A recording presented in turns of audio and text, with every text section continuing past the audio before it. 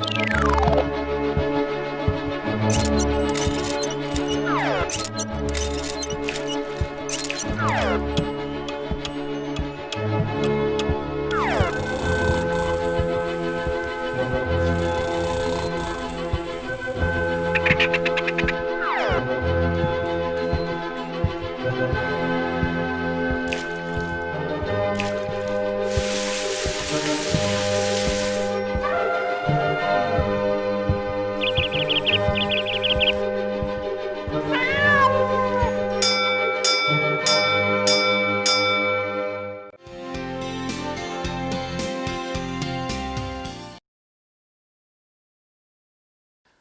dear students, welcome back to the world of web. We are in the fourth session of the fourth chapter, web technology. കഴിഞ്ഞ ദിവസം different types of web പേജസിനെ കുറിച്ചൊക്കെ പറഞ്ഞു, static pages and dynamic pages. അതുമായിട്ട് ബന്ധപ്പെട്ട programming, അതിൻ്റെ സാധ്യതകൾ നമ്മൾ കണ്ടു. നമ്മുടെ നിത്യജീവിതത്തിൽ അതിൻ്റെ ഉപയോഗങ്ങൾ നമ്മൾ ഒന്ന് സൂചിപ്പിക്കുകയുണ്ടായി. ആ പ്രോഗ്രാമിംഗ് സാധ്യമാകുന്നത് എങ്ങനെയാണെന്നും സൂചിപ്പിച്ചു. സ്ക്രിപ്റ്റ്സ് അത് തയ്യാറാക്കിക്കൊണ്ടാണ് വെബ് പേജുകളിൽ പ്രോഗ്രാമിംഗ് സാധ്യമാകുന്നത് എന്ന് നമ്മൾ കണ്ടായിരുന്നു. ബേസിക്കലി രണ്ട് തരം സ്ക്രിപ്റ്റുകളുണ്ട്. നമ്മൾ കണ്ടു വാലിഡേഷൻ നടക്കുന്നത് ക്ലയൻറ്റ് സൈഡിൽ വാലിഡേഷൻ നടക്കുന്നു എന്ന് പറഞ്ഞു. നമ്മൾ ഉപയോഗിക്കുന്ന കമ്പ്യൂട്ടർ അല്ലെങ്കിൽ ലാപ്ടോപ്പിൽ അല്ലെങ്കിൽ മൊബൈലിൽ നമ്മൾ ഇൻപുട്ട് ചെയ്യുന്ന ഡേറ്റയുടെ വാലിഡിറ്റി അവിടെ വെച്ച് പരിശോധിക്കപ്പെടുന്നുണ്ട്. അതിനുള്ള സ്ക്രിപ്റ്റുകളെ ക്ലയൻറ്റ് സൈഡ് സ്ക്രിപ്റ്റ്സ് എന്നാണ് പറയുക. Client side scripts. ഇനി നമ്മൾ ഡേറ്റ കൊടുത്തു, ക്ലയൻറ്റ് സൈഡിലെ വാലിഡേഷനൊക്കെ പൂർത്തിയായി, സക്സസ് ആയിരുന്നു. എന്നിട്ട് ഈ ഡേറ്റ എങ്ങോട്ട് പോകുന്നു? സെർവറിലേക്ക് ട്രാൻസ്ഫർ ചെയ്യുന്നു. സെർവറിൽ ചെല്ലുമ്പോൾ അവിടുത്തെ പ്രോഗ്രാം, അവിടെയുള്ള സ്ക്രിപ്റ്റ് ഈ ഡേറ്റയെ വാലിഡേറ്റ് ചെയ്യാറുണ്ട്. ആ പ്രോഗ്രാമിന് പറയുന്നത് സെർവർ സൈഡ് സ്ക്രിപ്റ്റ് എന്നാണ് പറയുക. So there are two types of scripts, client side scripts and server side scripts. അപ്പോൾ ഇത്തരം സ്ക്രിപ്റ്റ്സ് എഴുതാനായിട്ട് ക്ലയൻറ്റ് സൈഡ് സ്ക്രിപ്റ്റ് ആണെങ്കിലും സെർവർ സൈഡ് സ്ക്രിപ്റ്റ് ആണെങ്കിലും അതിന് പ്രത്യേകം ലാംഗ്വേജസ് ഉണ്ട്. And they are known as scripting languages. Web പേജിലെ സ്ക്രിപ്റ്റ്സ് എഴുതാൻ ഉപയോഗിക്കുന്ന ലാംഗ്വേജസ് ആണ് scripting languages. Since we have two types of scripts, naturally there will be two types of scripting languages. One is client side scripting language and the other one is server side scripting language. എന്താ ഇതിൻ്റെ പ്രത്യേകത നോക്കാം. കഴിഞ്ഞ ദിവസം പറഞ്ഞ എക്സാമ്പിളിൽ തന്നെ നമുക്ക് മനസ്സിലായിട്ടുണ്ട്. ക്ലയൻറ്റ് സൈഡിലെ സ്ക്രിപ്റ്റ് ആരാ എക്സിക്യൂട്ട് ചെയ്യുന്നത്? ബ്രൗസറാണെന്ന് പറഞ്ഞു.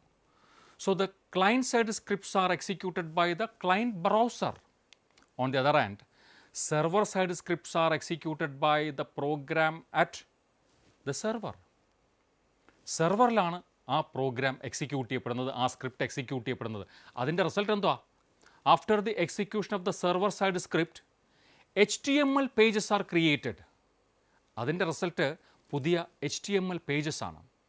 ആ പേജിനെ ക്ലയൻറ്റിലേക്ക് ട്രാൻസ്ഫർ ചെയ്യുന്നു. ആ ക്ലയൻറ്റിലുള്ള ബ്രൗസറിൽ നമ്മളത് ഓപ്പൺഡായി കാണുന്നു. Clear?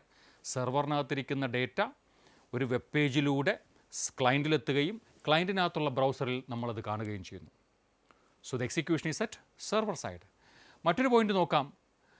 Script is copied to client browser. HTML പേജിനോടൊപ്പം ആയിരിക്കും ഈ സ്ക്രിപ്റ്റുകൾ വരിക.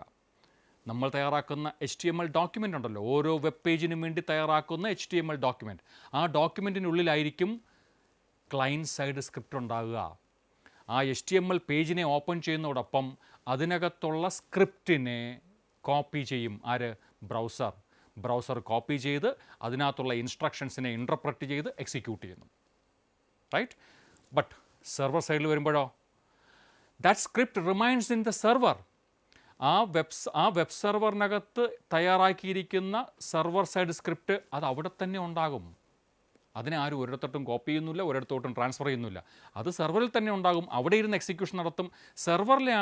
സെർവറാണ് അതിനെ ഇൻ്റർപ്രറ്റ് ചെയ്ത് എക്സിക്യൂട്ട് ചെയ്ത് റിസൾട്ട് ഒരു HTML പേജായി നമുക്ക് തരുന്നത്. ഓക്കെ, മറ്റൊരു പോയിന്റ് നോക്കാം. Client side scripts are usually used for the validation of data at the client. അതല്ലേ നമ്മൾ കണ്ടത്. ക്ലയൻറ്റിൽ നമ്മൾ നൽകുന്ന ഡേറ്റയുടെ വാലിഡേഷൻ, ആ ഡേറ്റ പൂർണ്ണമാണോ, അല്ലെങ്കിൽ ഡേറ്റയിൽ ആവശ്യമുള്ള ക്യാരക്ടേഴ്സൊക്കെ തന്നെയാണോ ഉപയോഗിച്ചിരിക്കുന്നത് എന്ന തരം വാലിഡേഷൻസ് അതൊക്കെ നടക്കുന്നത് ക്ലയൻറ്റിൽ തന്നെയാണ്. എന്നാൽ സെർവർ സൈഡ് സ്ക്രിപ്റ്റ് എന്താ ചെയ്യുന്നത്? സെർവറുമായിട്ട് അസോസിയേറ്റ് ചെയ്തിട്ടുള്ള ഡേറ്റാ ബേസിലെ ഡേറ്റ ആക്സസ് ചെയ്യാൻ വേണ്ടിയാണ് സെർവർ സൈഡ് സ്ക്രിപ്റ്റുകൾ സാധാരണ ഉപയോഗിക്കുന്നത്. സെർവർ സൈഡ് സ്ക്രിപ്റ്റുകൾ ഉപയോഗിച്ച് ഡേറ്റാബേസ് സെർവറിനകത്ത് സൂക്ഷിച്ചിട്ടുള്ള ഡേറ്റാബേസിനെ കണക്ട് ചെയ്ത് നമുക്കാവശ്യമുള്ള ഡേറ്റ അതിൽ നിന്നും എടുത്ത് ഒരു വെബ് പേജിനകത്ത് ഇൻകോർപ്പറേറ്റ് ചെയ്ത് നമുക്ക് നൽകുന്നു. റൈറ്റ്? മറ്റൊരു ഡിഫറൻസ് വേണമെങ്കിൽ നമുക്ക് പറയാവുന്നത്, ക്ലയൻറ്റ് സൈഡ് സ്ക്രിപ്റ്റിൻ്റെ എക്സിക്യൂഷൻ വേണമെങ്കിൽ ആസ് എ യൂസർ നമുക്ക് ബ്ലോക്ക് ചെയ്യാം. ക്ലയൻറ്റ് ബ്രൗസ് ചെയ്യുന്ന ആൾക്കാർക്ക് ഇതിനകത്ത് സ്ക്രിപ്റ്റ് ഒന്നും വർക്ക് ചെയ്യണ്ട എന്നുണ്ടെങ്കിൽ ആ ബ്രൗസറിൽ അതിൻ്റെ ഫെസിലിറ്റി ഉണ്ട്, സ്ക്രിപ്റ്റ് ഡിസേബിൾ ചെയ്തിട്ടാൽ മതി. ആവശ്യമുള്ളപ്പോൾ എനേബിൾ ചെയ്യാം, ആവശ്യമില്ലാത്തപ്പോൾ ഡിസേബിൾ ചെയ്യാം. ഓക്കെ, ആരുടെ വർക്കിംഗ്? ക്ലയൻറ്റ് സൈഡ് സ്ക്രിപ്റ്റിൻ്റെ പ്രവർത്തനം നമുക്ക് വേണമെങ്കിൽ നിർത്തിവെപ്പിക്കാം, ബ്ലോക്ക് ചെയ്യാം. ബട്ട് സെർവർ സൈഡ് സ്ക്രിപ്റ്റ് അതിൽ നമുക്ക് ആക്സസ്സേ ഇല്ല. അതുകൊണ്ട് അതിനെ നമുക്കൊന്നും ബ്ലോക്ക് ചെയ്യാൻ കഴിയില്ല. അത് ആ സെർവറിനെ മാനേജ് ചെയ്യുന്ന ആൾക്കാരാണ് തീരുമാനിക്കേണ്ടത്. ഓക്കെ, അപ്പോൾ ഇത് ഇത്രയുമാണ് ക്ലയൻറ്റ് സൈഡ് സ്ക്രിപ്റ്റിങ്ങും സെർവർ സൈഡ് സ്ക്രിപ്റ്റിങ്ങും തമ്മിലുള്ള ഡിഫറൻസസ്. ഇനി ഈ സ്ക്രിപ്റ്റുകൾ തയ്യാറാക്കാനായിട്ട് there are so many languages. നമ്മൾ പറഞ്ഞല്ലോ, അതിൽ പലതും ക്ലയൻറ്റ് സൈഡ് സ്ക്രിപ്റ്റിനെ സപ്പോർട്ട് ചെയ്യുന്നതാണ്, മറ്റു ചിലതൊക്കെ സെർവർ സൈഡ് സ്ക്രിപ്റ്റിങ്ങിനെ സപ്പോർട്ട് ചെയ്യുന്നതാണ്. Now let us see some scripting languages. ഏറ്റവും പോപ്പുലറായിട്ട് ഉള്ള ഒരെണ്ണം നിങ്ങളെ പരിചയപ്പെടുത്തിയിട്ട് ജാവാസ്ക്രിപ്റ്റ്.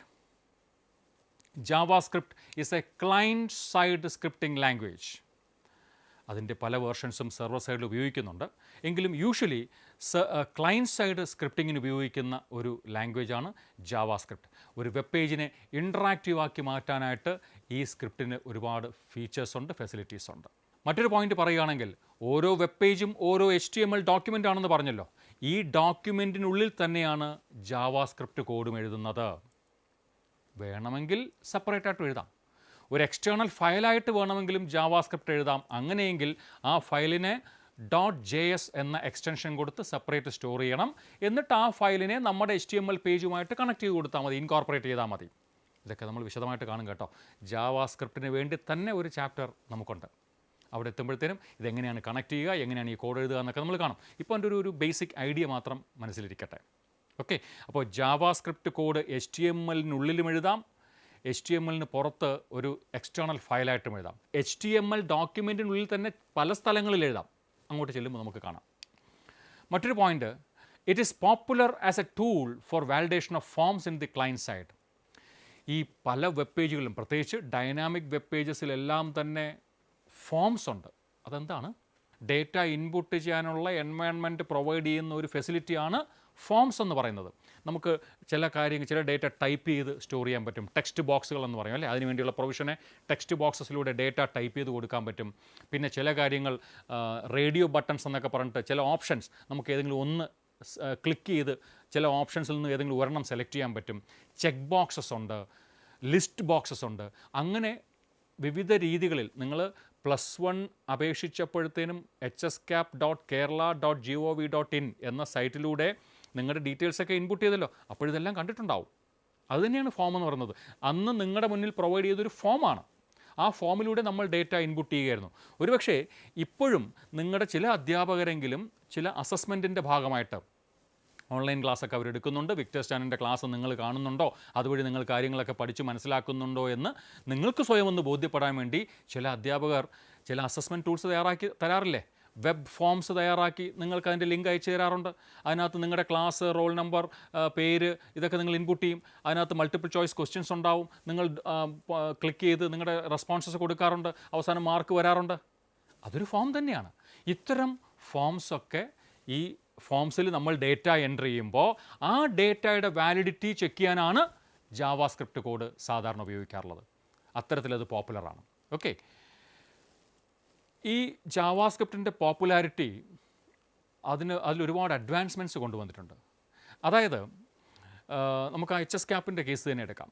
നിങ്ങളൊന്ന് ഓർത്തു നോക്കണം, കഴിഞ്ഞ വർഷം ചെയ്തതാണെങ്കിൽ പോലും ഒന്ന് ഓർത്തു നോക്കിയാൽ മതി. നിങ്ങളുടെ SSLCയുടെ രജിസ്റ്റർ നമ്പർ അതിനകത്ത് ചോദിക്കും. ആദ്യ ഭാഗത്ത് തന്നെ ക്വാളിഫയിങ് എക്സാമിനേഷൻ്റെ സ്കീം അവിടെ SSLC എന്നും CBSE എന്നൊക്കെ ഉണ്ടാവും. SSLCക്കാരുടെ കേസിൽ നിങ്ങളുടെ എക്സാമിനേഷൻ രജിസ്റ്റർ നമ്പർ ചോദിക്കുന്നുണ്ട്. നിങ്ങൾ രജിസ്റ്റർ നമ്പർ ടൈപ്പ് ചെയ്ത് ആ ടെക്സ്റ്റ് ബോക്സിൽ നിന്നും മാറുമ്പോൾ തന്നെ, ടാബിലൂടെയോ എൻ്ററിലൂടെയോ ആ ബോക്സിൽ നിന്നും നിങ്ങളുടെ ഫോക്കസ് മാറുമ്പോൾ തന്നെ മറ്റ് ഡീറ്റെയിൽസ് ഓട്ടോമാറ്റിക്കലി അതിനകത്ത് വന്നു കഴിഞ്ഞു.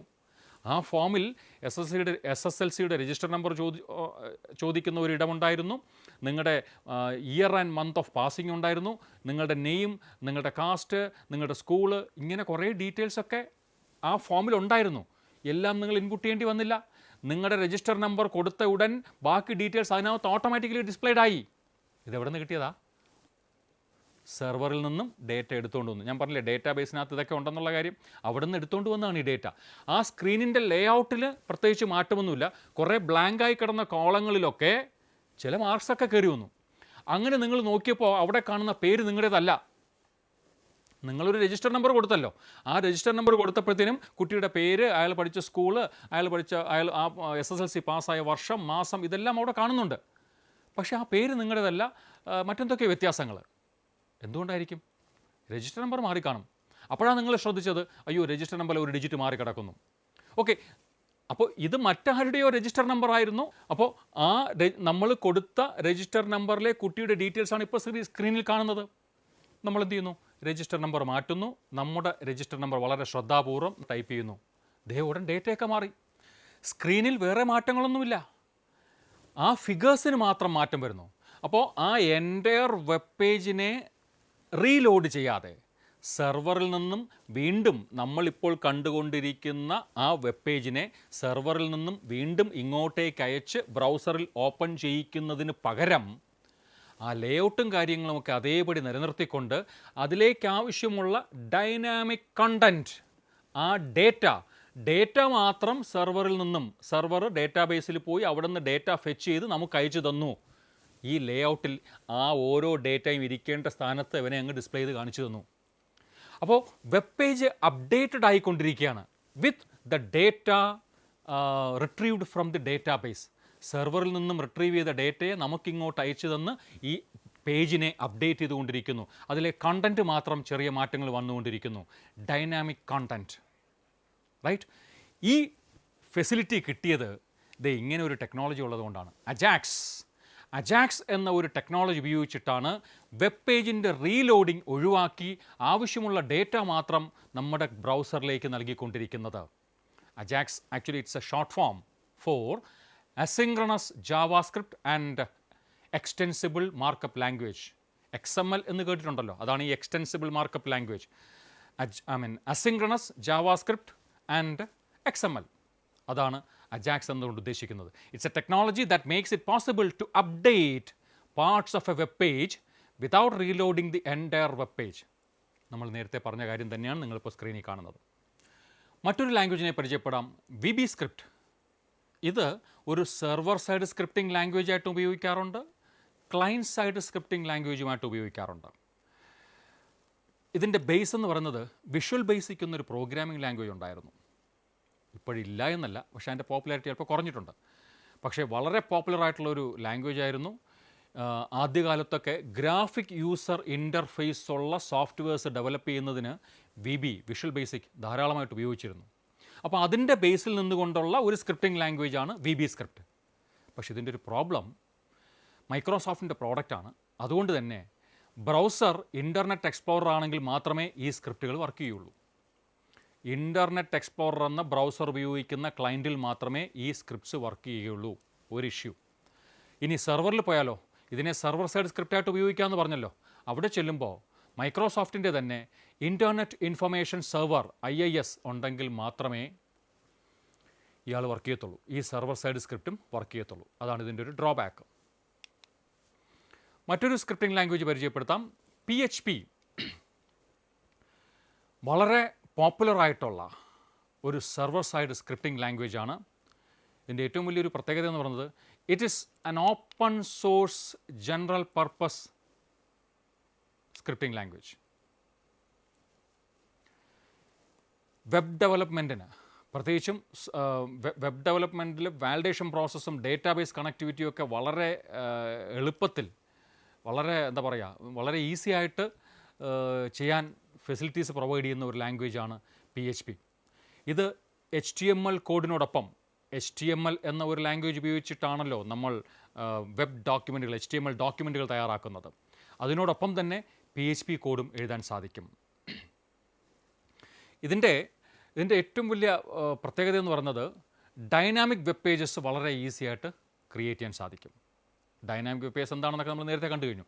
അത്തരം പേജസ് ഡെവലപ്പ് ചെയ്യാനായിട്ട് വളരെ ഹെൽപ്ഫുള്ളാണ് PHP കോഡ് എവിടെയാണ് വർക്ക് ചെയ്യുന്നത്? നമ്മൾ നേരത്തെ പറഞ്ഞു, സെർവറിലാണ്. സെർവർ സൈഡ് സ്ക്രിപ്റ്റ് എല്ലാം വർക്ക് ചെയ്യുന്നത് സെർവറിലാണ്. അപ്പോൾ ഈ PHP പ്രോഗ്രാം, നമ്മൾ എഴുതുന്ന PHP പ്രോഗ്രാം സെർവറിലാണ് സ്റ്റോർ ചെയ്യുന്നത്, സെർവറിലാണ് എക്സിക്യൂട്ട് ചെയ്യുന്നത്. ഈ കോഡിനെ ഇൻ്റർപ്രറ്റ് ചെയ്തിട്ട് എക്സിക്യൂഷൻ കഴിഞ്ഞ് റിസൾട്ട് എന്താ? എക്സിക്യൂഷൻ കഴിയുമ്പോഴത്തേനും ഒരു HTML പേജാണ് അതിൻ്റെ റിസൾട്ട്. ഓരോ PHP കോഡിൻ്റെയും എക്സിക്യൂഷൻ കഴിയുമ്പോൾ കിട്ടുന്ന റിസൾട്ട് ഒരു HTML പേജ് ആയിരിക്കും. ആ പേജിനെ ക്ലയൻറ്റിലേക്ക് സെൻഡ് ചെയ്യുന്നു സെർവർ. മറ്റൊരു വലിയ അഡ്വാൻറ്റേജാണ് ഡേറ്റാബേസ് കണക്ടിവിറ്റി. ഡൈനാമിക് കണ്ടൻറ്റ് നമുക്ക് കിട്ടണമെന്നുണ്ടെങ്കിൽ ഡേറ്റാബേസ് മെയിൻറ്റെയിൻ ചെയ്യണമല്ലോ. റിസൾട്ട് പ്രോസസ്സിങ്ങിൻ്റെയൊക്കെ കേസിൽ അതാ പറഞ്ഞത്. അപ്പോൾ ഡേറ്റാബേസുമായിട്ട് കണക്ടിവിറ്റി എസ്റ്റാബ്ലിഷ് ചെയ്യാൻ വളരെ എളുപ്പത്തിൽ സാധിക്കുന്ന ഒരു ലാംഗ്വേജാണ് PHP. അതതിൻ്റെ വലിയൊരു പ്രത്യേകതയാണ്. സാധാരണഗതിയിൽ MySQL എന്ന് പറയുന്ന ഒരു ഡേറ്റാബേസ് ലാംഗ്വേജുമായിട്ടാണ് ഇത് കണക്റ്റഡ് ആവുന്നത്. ഇത് 2 വേർഷനിലും അവൈലബിൾ ആണ്. അതായത് ഒരു സെർവറിനകത്തുള്ള സോഫ്റ്റ്വെയർ പാക്കേജിനെ നമുക്ക് 2 രീതിയിൽ പറയാറുണ്ട്. ലാംപ്, LAMP, ലിനക്സ് ബേസ്ഡ് പ്ലാറ്റ്ഫോമിൽ ഓടുന്ന സെർവേഴ്സ് ഉണ്ട്. അവിടെ ഓപ്പറേറ്റിംഗ് സിസ്റ്റമായിട്ട് ലിനക്സിൻ്റെ OS ആയിരിക്കും ലാംപ്, അപ്പാഷെ സെർവർ സോഫ്റ്റ്വെയർ ആയിട്ട് അപ്പാഷെ ഓടും. ഡേറ്റാബേസിന് വേണ്ടി MySQL. പിന്നെ സ്ക്രിപ്റ്റിംഗ്, സെർവർ സൈഡ് സ്ക്രിപ്റ്റിങ്ങിന് വേണ്ടി PHP. അപ്പോൾ ലിനക്സ്, അപ്പാഷെ, MySQL, PHP, അതാണ് ലാംപ് എന്നതുകൊണ്ട് ഉദ്ദേശിക്കുന്നത്. എന്നാൽ വിൻഡോസ് ബേസ്ഡിലും ഉണ്ട്. വിൻഡോസ് ബേസ്ഡിൽ വരുമ്പോഴത്തേനും വാംപ് എന്നാണ് പറയുക, WAMP. വേറൊന്നുമില്ല, വിൻഡോസ്, അപ്പാഷെ, MySQL, PHP, അതാണ് അതിൻ്റെ ഒരു കോമ്പിനേഷൻ. ഓക്കെ, മറ്റൊരു സ്ക്രിപ്റ്റിംഗ് ലാംഗ്വേജ് നമ്മൾ കാണുന്നു, ആക്റ്റീവ് സെർവർ പേജസ്, ASP. ഇതൊരു സെർവർ സൈഡ് സ്ക്രിപ്റ്റിംഗ് എൻവയൺമെൻ്റ് ആണ്. ഇൻറ്ററാക്റ്റീവ് വെബ് പേജസ് ഡെവലപ്പ് ചെയ്യാനായിട്ട് സഹായിക്കുന്ന ഒരു ലാംഗ്വേജാണ് ASP ഫയലുകൾക്ക് ഒരു എക്സ്റ്റൻഷൻ ഉണ്ടാവും. .asp എന്ന ഒരു എക്സ്റ്റൻഷനിലാണ് ആ ഫയലുകൾ സേവ് ചെയ്ത് വയ്ക്കുന്നത്. അതിനകത്ത് HTML ഉണ്ടാകും, സ്ക്രിപ്റ്റിംഗ് ലാംഗ്വേജ് ഉണ്ടാകും. ASP ഫയലുകളിൽ HTML കോഡും ഉണ്ടാകും, സ്ക്രിപ്റ്റിംഗ് ലാംഗ്വേജും ഉണ്ടാകും. അതിൻ്റെ ഒരു കോംബോയാണ് ശരിക്കും പറഞ്ഞാൽ ASP എന്ന് പറയുന്നത്. അപ്പോൾ ഈ ASPയിൽ ഉപയോഗിക്കുന്ന scripting language may be either JavaScript or VB script, right?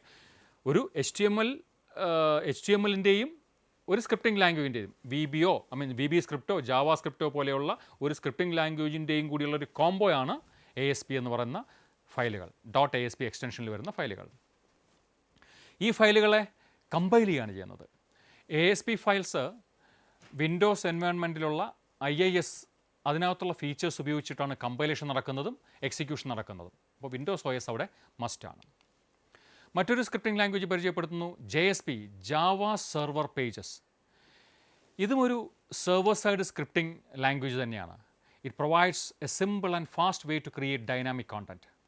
Dynamic web page design ചെയ്യാനായിട്ട്, ഡൈനാമിക് കോണ്ടൻറ്റ് വളരെ ഫാസ്റ്റായിട്ട് റിട്രീവ് ചെയ്യാനും അത് നമ്മുടെ വെബ് പേജുമായിട്ട് ഇൻകോർപ്പറേറ്റ് ചെയ്യാനുമൊക്കെ എളുപ്പത്തിൽ സഹായിക്കുന്ന ഒരു ലാംഗ്വേജാണ്, ഒരു സ്ക്രിപ്റ്റിംഗ് ലാംഗ്വേജാണ് JSP എന്ന് പറയുന്നത്.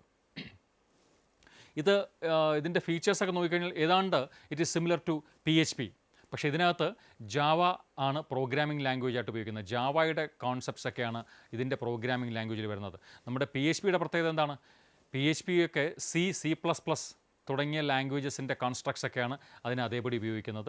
ഈവൻ ജാവാസ്ക്രിപ്റ്റിലും C++ൻ്റെ സിയുടെയും C++ൻ്റെയും കൺസ്ട്രക്ട്സ് തന്നെയാണ് ഉപയോഗിക്കുന്നത്. വളരെ സിമിലറാണ്. ഞാൻ അതുകൊണ്ടാണ് C++ അവസാനിപ്പിച്ചപ്പോൾ നമ്മൾ പറഞ്ഞത് C++ൽ നിങ്ങൾ പഠിച്ച മിക്കവാറും എല്ലാ കാര്യങ്ങളും, എല്ലാ കോൺസെപ്റ്റ്സും നമുക്കിനിയും ഉപയോഗിക്കേണ്ടി വരും. എവിടെ?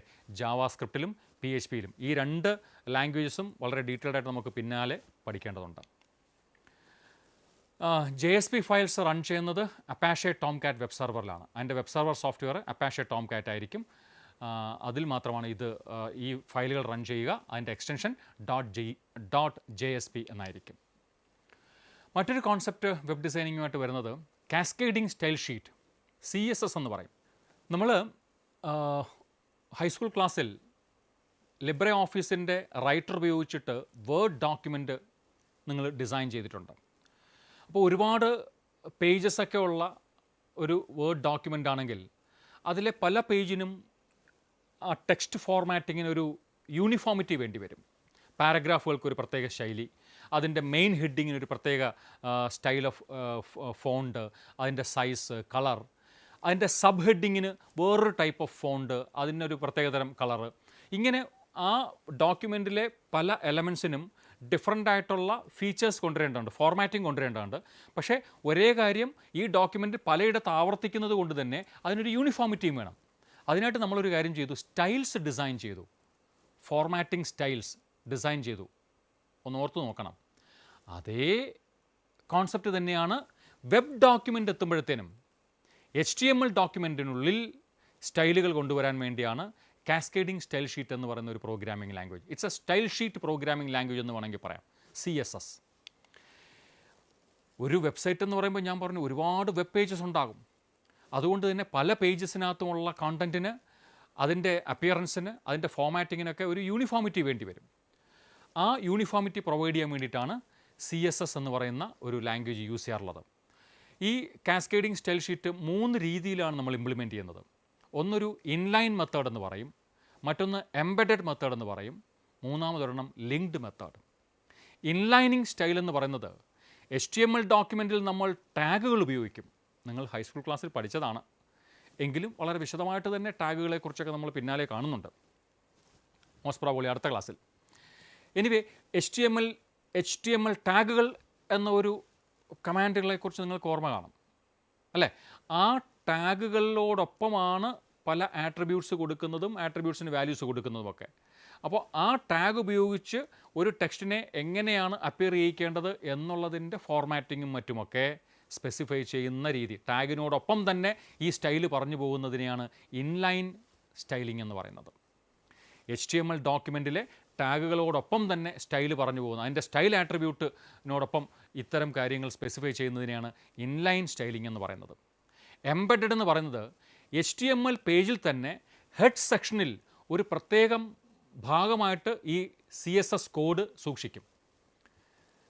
CSS ഉപയോഗിച്ച് തയ്യാറാക്കുന്ന ഒരു കോഡ് HTML പേജിൻ്റെ ഹെഡ് സെക്ഷനിൽ, അതെന്താണ് സെക്ഷൻ എന്നൊക്കെ നമ്മൾ പിന്നാലെ കാണും, നിങ്ങൾക്ക് ഓർമ്മയും കാണും, നിങ്ങൾ ഹൈസ്കൂൾ ക്ലാസ്സിൽ പഠിച്ചിട്ടുള്ളതാണ്.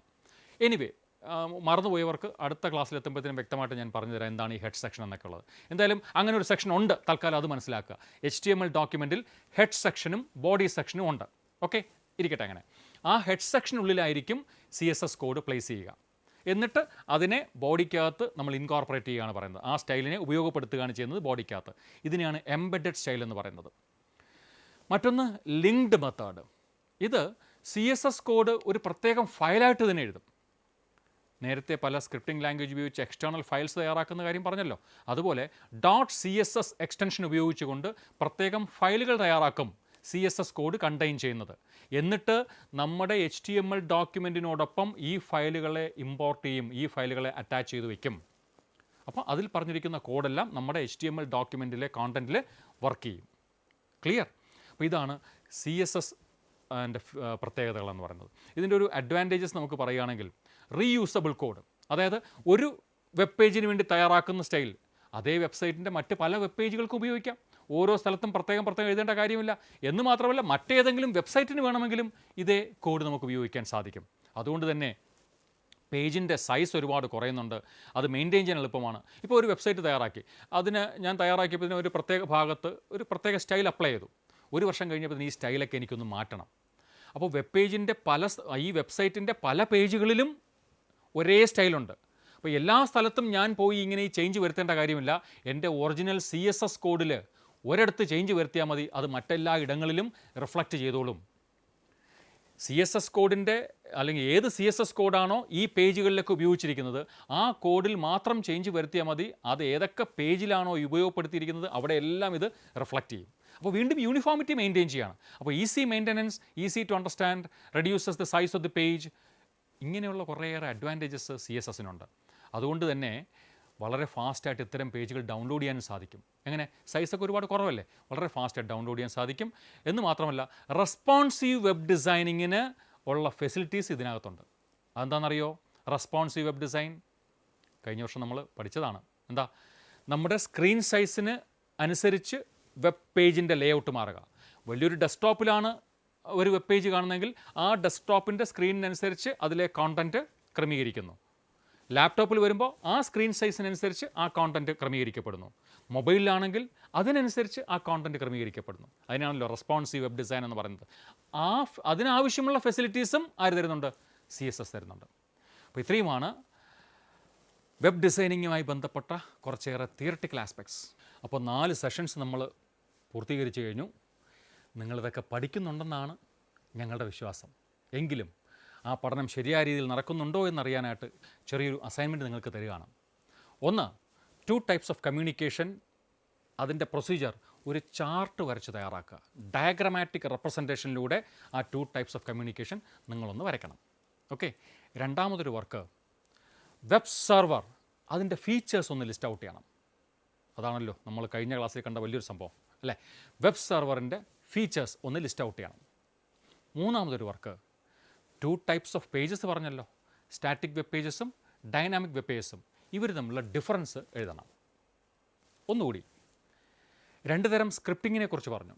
ക്ലയൻറ്റ് സൈഡ് സ്ക്രിപ്റ്റിങ്ങും സെർവർ സൈഡ് സ്ക്രിപ്റ്റിങ്ങും. ഇവർ തമ്മിലുള്ള ഡിഫറൻസ് ഒരു ടാബുലാർ ഫോമിൽ തയ്യാറാക്കണം. ഒരു കുഞ്ഞു കാര്യം കൂടെ, കുറേ സ്ക്രിപ്റ്റിംഗ് ലാംഗ്വേജസ് പഠിച്ചല്ലോ.